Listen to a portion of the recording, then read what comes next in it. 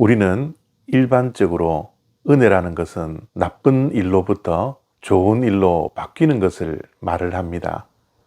왜냐하면 은혜라는 것은 값없이 주는 하나님의 선물이지 않습니까?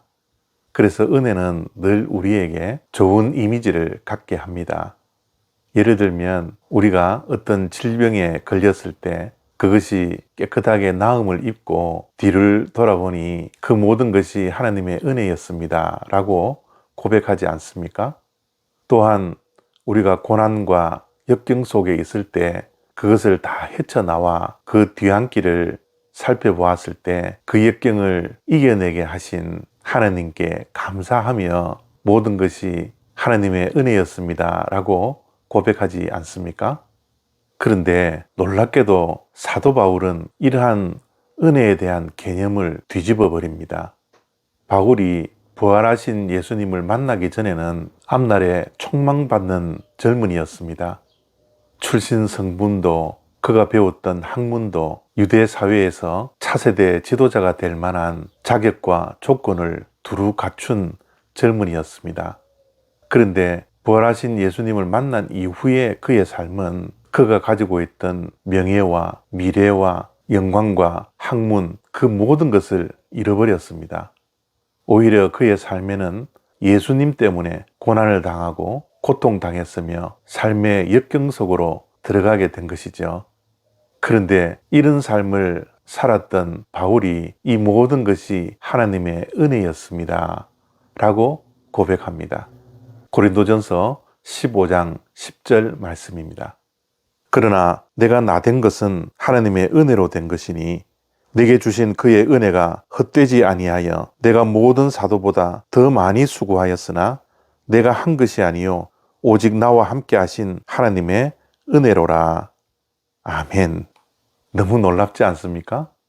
하나님의 은혜를 고백하는 당당한 바울의 고백 앞에 고개가 숙여지지 않습니까?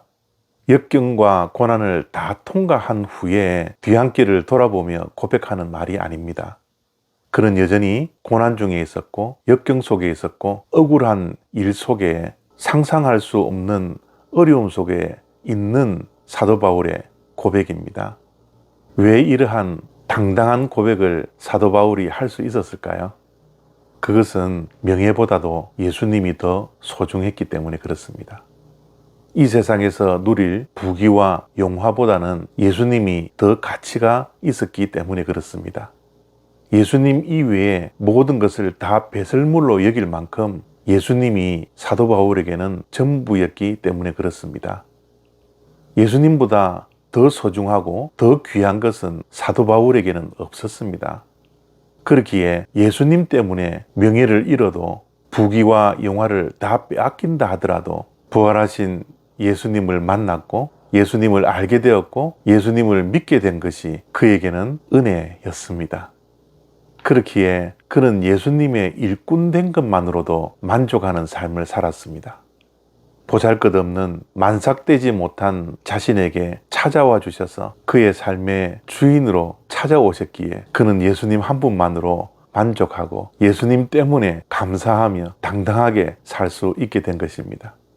예수님을 핍박했던 못난 자신에게 사랑으로 용서로 삶의 주인으로 찾아오신 예수님으로 인하여 그 예수님의 일꾼 된 것만 하더라도 얼마나 감사하고 그의 삶 전체가 하나님의 은혜로 에워쌌던 것입니다. 사도 바울에게 물질이 없어져도 명예가 없어져도 지식이 없어져도 미래가 없어져도 주변의 사람들이 다 떠나가도 예수님 한 분만으로 그는 만족하며 감사하며 살았던 것입니다. 그것이 사도 바울에게는 은혜였습니다. 우리의 삶은 어떻습니까? 예수님 한 분만으로 만족하십니까?